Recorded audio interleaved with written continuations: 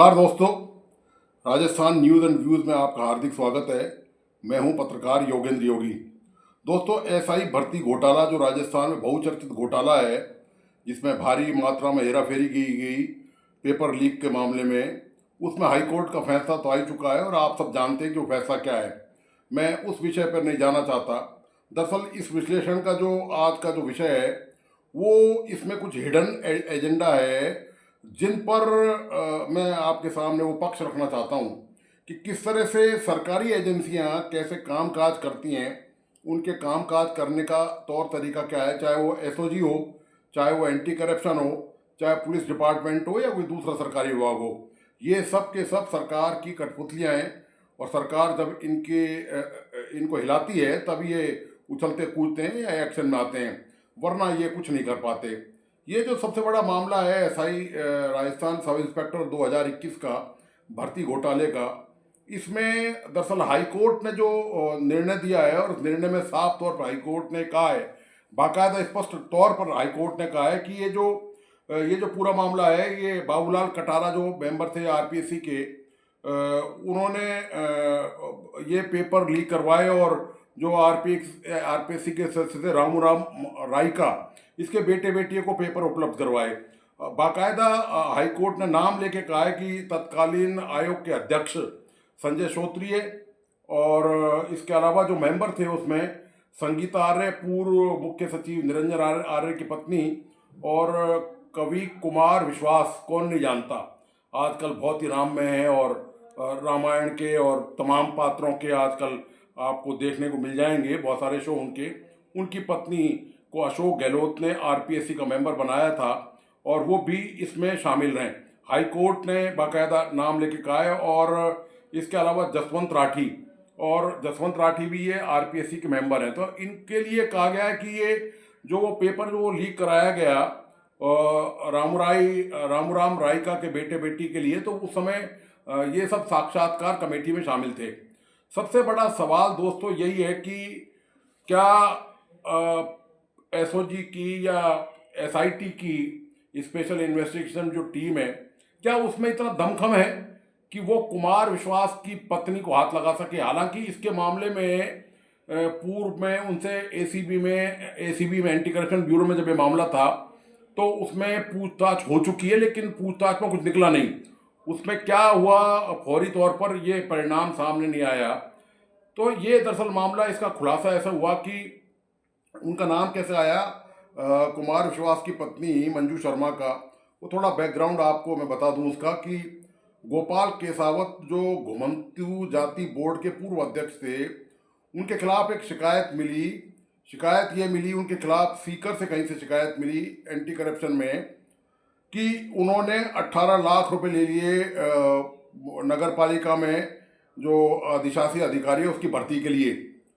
और ये कहा गया लेते समय कि ये जो राशि है ये संगीता आर्य जो पूर्व मुख्य सचिव निरंजन आर्य की पत्नी, उनको और कुमार विश्वास की पत्नी जो मेंबर हैं आरपीएससी की मंजू शर्मा, ये उनको दिए जाएंगे।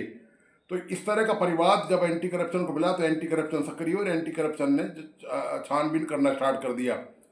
लेकिन सॉरी, उस समय अशोक गहलोत की सरकार थी तो इसमें बहुत ज़्यादा प्रगति नहीं हुई।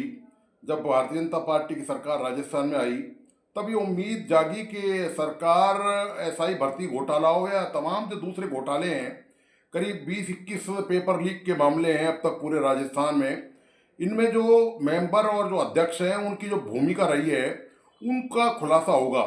लेकिन ये जो 2 मेंबर हैं, इनके अलावा अन्य जो मेंबर हैं, ये जो तीनों मेंबर और हैं, राठी, संगीता आर्य और मंजू शर्मा, इनके नाम का अता पता कहीं नहीं रहा। तो आप जानते हैं कि ये जब ताकत का मामला आता है, जब ताकतवर लोगों के नाम सामने आते हैं तो एजेंसियों को काट मार जाता है। वहाँ पर वो ईमानदारी, वो पारदर्शिता, वो दावे और वो वादे जो हैं वो हवा हो जाते हैं। कुमार विश्वास दरअसल कोई छोटा मोटा नाम नहीं है, पूरी देश दुनिया उनको जानती है। और वो आपको पता ही होगा, मैं आपको बताता चलूँ कि इन दिनों लंबे समय से, काफ़ी अरसे से वो प्रधानमंत्री नरेंद्र मोदी के गुणगान कर रहे हैं। और वो जहाँ भी कवि सम्मेलन में जाते हैं तो जो कटाक्ष करते हैं वो कांग्रेस पर और दूसरे आप केजरीवाल की पार्टी आप पर और तमाम विपक्षी दलों पर करते हैं, लेकिन जो तारीफ जो करते हैं वो आजकल उन्होंने तारीफ का जो है नया एजेंडा लंबे समय से चला रखा है, वो प्रधानमंत्री नरेंद्र मोदी का है। तो कहीं ना कहीं बीजेपी का भी समर्थन उसमें वो करते नजर आते हैं। जिस तरह से वो अपना नया तेवर कलेवर दिखा रहे हैं, तो उसके बाद तो इस बात की संभावना, चूंकि राजस्थान में अशोक गहलोत से भी उनके बहुत अच्छे संबंध रहे हैं, तो उन्होंने अशोक गहलोत के मार्फत अपनी पत्नी को आरपीएससी का मेंबर बनवा दिया था। तो इसमें जब मंजू शर्मा का जब नाम आया, तो किसी की हिम्मत नहीं, कोई सी भी जांच एजेंसियों की, जो मुख्यमंत्री का जो खास रहा हो उस पर कोई हाथ डाल सके। अब चूंकि सरकार बदल गई है, तो उधर कुमार विश्वास की जो डोर जो है वो पीएम हाउस तक जुड़ी हुई है। तो ऐसे में मंजू शर्मा के खिलाफ भारतीय जनता पार्टी की राजस्थान की सरकार कोई कार्रवाई कर सके और दूध का दूध पानी का पानी कर सके। सबसे महत्वपूर्ण बात यह है कि हाईकोर्ट ने साफ तौर पे कहा है, नाम लेकर, इन सारे जो मेंबर्स हैं और जो अध्यक्ष हैं, श्रोत्रिय है, उनका नाम लेके कहा है।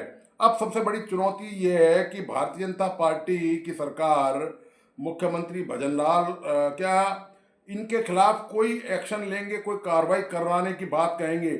प्रेस कॉन्फ्रेंस जो हुई इस मुद्दे को लेकर, खुलासे को लेकर पुलिस की तरफ से, उसमें ऐसा कुछ नहीं कहा गया, कोई प्रतिबद्धता नहीं जताई गई। और अब तक की जो जांच पड़ताल सामने आई है, जो भी भर्ती के घोटाले हुए हैं, उनमें इनकी संलिप्तता के बारे में ये जो दो मेंबर हैं, मैं खास तौर से दो मेंबर्स के नाम बता रहा हूँ क्योंकि दोनों बहुत ताकतवर हैं। सबसे महत्वपूर्ण बात यह कि ताकत के सामने कौन क्या करता है, ये सबसे महत्वपूर्ण चीज़ है। बाकी सब चीज़ों का खुलासा आपके सामने हो चुका है। तो मंजू शर्मा का जब मामला आया कवि कुमार विश्वास की पत्नी का, तो निश्चित तौर पर कोई भी अधिकारी, कोई भी एजेंसी वो उसमें हाथ डालना नहीं चाहते। तो यही वजह है कि केवल सिंपल साधारण पूछताछ के बाद 1 साल पहले जब हुई थी एंटी करप्शन, उसके बाद से कुछ नहीं पता हुआ उस मामले में क्या हुआ। क्योंकि कुमार विश्वास का जो ओहदा है, जो रुतबा है, वो बड़ा ज़बरदस्त है। और चूंकि वो आप ये जानते हैं कि केंद्र की भाजपा जो सरकार है, नरेंद्र मोदी की सरकार, वो भी कुमार विश्वास को नाराज़ नहीं करना चाहते। ये भी महत्वपूर्ण बात है क्योंकि कुमार विश्वास के पास लाखों लोगों की भीड़ है। वो जब कवि सम्मेलनों में जाते हैं, वो आजकल वो धार्मिक तरीके से भी रामायण के संवाद के जरिए वो उदाहरण देते हैं और तमाम बातें वो करते हैं अध्यात्म की। तो कोई भी उनको नाराज नहीं कर सकता क्योंकि उनके पास लाखों की भीड़ है, उनको चाहने वाले, उनको सुनने वाले बड़ी तादाद में हैं। और वो धीरे धीरे करके हिंदुत्व का जो वो एक चेहरा मोहरा जो होता है, वो कहीं ना कहीं वो उसके आसपास नजर आते हैं। तो ऐसे में कुमार विश्वास की पत्नी के मामले में कुछ करना, तो सीधी सीधी बात है कि राजनीतिक अखाड़ा खुल जाएगा। तो ऐसे में कुमार विश्वास फिर जो है वो पीएम मोदी हो, चाहे अमित शाह हो, और चाहे भारतीय जनता पार्टी हो, और या फिर वो आरएसएस तक भी आ जाएंगे। निश्चित तौर पर सरकार ये बात अक्सर जानती है। तो अभी तक इस मामले में कोई कार्रवाई इसी वजह से शायद नहीं हुई है। ये मेरा आकलन है कि सरकार ने, भारतीय जनता पार्टी के राजस्थान में सरकार ने 1.5-2 साल करीब सत्ता में हो गए आए हुए सरकार को, लेकिन सरकार ने यदि कोई सॉलिड काम नहीं किया इस मामले में, जांच एजेंसियों ने कोई मामला नहीं किया, तो उसकी वजह भी यही है। दूसरा जो बड़ा नाम है वो संगीता आर्य का है। ये राजस्थान के पूर्व मुख्य सचिव निरंजन आर्य की पत्नी है। तो आप जानते हैं कि पूर्व मुख्य सचिव की पत्नी, तो मुख्य सचिव रहते हुए निरंजन आर्य ने कितने लोगों को ऑब्लाइज किया होगा, क्या उनके सामने आईपीएस अधिकारी, क्या उनके सामने आईएएस अधिकारी, तो दर्जनों लोग होंगे जो जिनको उन्होंने उपकृत किया होगा निश्चित तौर पर किन्हीं किसी तरीके से, क्योंकि वो राजस्थान के प्रशासनिक मुखिया थे। तो ऐसे में उनका भी नेटवर्क बहुत ज़बरदस्त मजबूत है। और अशोक गहलोत के वो चाहते रहे और मुख्य सचिव बने, और रिटायरमेंट के बाद अशोक गहलोत ने उनको चुनाव का टिकट तक दिलवाया कांग्रेस से, लेकिन वो हार गए सोजत से। तो ये इतने ज़बरदस्त कनेक्शन है कि इन पर हाथ डालना किसी भी एजेंसी के लिए चुनौती है। और ये एजेंसी की साख का मामला भी है, ये एजेंसी की जो प्रतिबद्धता और प्रतिष्ठा है उससे भी जुड़ा हुआ है।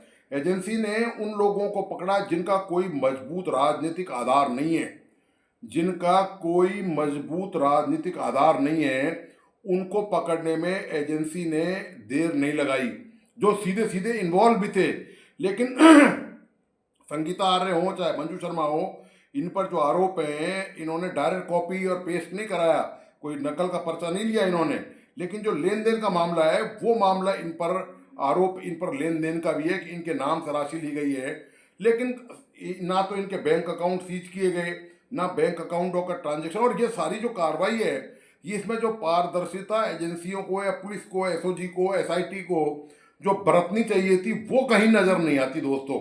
ये जो पूरा जो सीन जो क्रिएट किया गया है ना, ये इस सीन से वो दोनों बाहर हैं, उनको इस सीन में नहीं लाया गया है। तो ये दोस्तों है, भारतीय जनता पार्टी पर अक्सर ये आरोप लगता है कि जिसने भारतीय जनता पार्टी का दामन थाम लिया, वो भारतीय जनता पार्टी की वॉशिंग मशीन में धुल कर आ गया, मतलब वो पवित्र हो गया, वो पवित्र गाय बन गया। उस पर चाहे कितना ही भारी भ्रष्टाचार का आरोप, और ये मैं नहीं लगा रहा आरोप, ये कांग्रेस और तमाम दल लगा चुके हैं, और टीवी पर दर्जनों बार इस पर बहस हो चुकी है। बाकायदा मैं कभी इस मुद्दे पर अलग से चर्चा भी कर सकता हूँ कि एक लंबी चौड़ी लिस्ट है, राष्ट्रीय स्तर के नेताओं की बात कर रहा हूँ, एक लंबी चौड़ी लिस्ट है जिन पर यह आरोप थे, बहुत ही गंभीर सैकड़ों करोड़ों के घोटाले, घपले, भ्रष्टाचार के आरोप थे। लेकिन जैसे ही चूंकि भारतीय जनता पार्टी को जरूरत थी उनकी चुनाव के दौरान, जब उन्होंने भारतीय जनता पार्टी का दामन थाम लिया, तो वो पाक साफ कर दिए गए, लगभग ऑलमोस्ट यही मामला वो सामने आया। तो भारतीय जनता पार्टी की जो वॉशिंग मशीन से धुल के आ जाता है, वो बिल्कुल उजला और चमकदार हो जाता है, उसके तमाम पाप गायब हो जाते हैं। कुछ कुछ यही बात यहाँ भी लागू होती है, क्योंकि मामला कुमार विश्वास का जुड़ा हुआ है, और कुमार विश्वास का जुड़ा हुआ है, और उसका ही फायदा शायद, कुमार विश्वास की पत्नी का फायदा ही शायद, क्योंकि कुमार विश्वास की यदि पत्नी फंसती है तो निश्चित तौर पर वो गाज जो है फिर वो संगीता आर्य पे भी गिरेगी। तो संगीता आर्य की पत्नी, संगीता आर्य को, सॉरी, निरंजन आर्य की जो पत्नी है, उनको भी छेड़छाड़ इसलिए नहीं की कि यदि वो फंसेंगी तो कहीं ना कहीं कुमार विश्वास की पत्नी मंजू शर्मा भी लपेटे में आ सकती हैं। तो ये पूरा मामला है दोस्तों। यहाँ तो पूरी जो है ना, वो आप क्या कहूँ मैं आपसे, भ्रष्टाचार का जो मामला, जो दावा वादा सरकार करती रही है कि भ्रष्टाचारियों को छोड़ा नहीं जाएगा, चुनाव के दौरान भी प्रधानमंत्री नरेंद्र मोदी और तमाम भारतीय जनता पार्टी के नेताओं ने कहा था कि कोई भी रसूखदार हो, कितना ही ऊंचा हो, बड़ा हो, प्रभावशाली हो, उसको छोड़ा और बख्शा नहीं जाएगा। वो आपके सामने यह हाल है, आप देख लीजिए, आप खुद ही अंदाजा लगा सकते हैं इस बात का कि कौन बख्शा जा रहा है और कौन छोड़ा जा रहा है, किसको पकड़ा जा रहा है और किसको छोड़ा जा रहा है। तो ये दोस्तों राजस्थान का हाल है जो मैंने आपके सामने रखा है।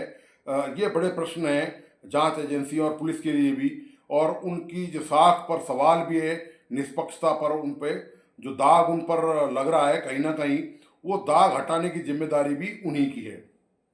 तो दोस्तों, आपको आज का विश्लेषण कैसा लगा, प्लीज़ अपने लाइक एंड कमेंट के साथ बताइए। इस वीडियो को अपने दोस्त और परिजनों को अवश्य शेयर करें। मेरा तमाम दोस्तों से आग्रह है कि जिन मित्रों ने इस YouTube चैनल को सब्सक्राइब नहीं किया है, प्लीज़ सब्सक्राइब करें, लाइक करें और बेल आइकॉन का बटन ज़रूर दबाइए। धन्यवाद, नमस्कार।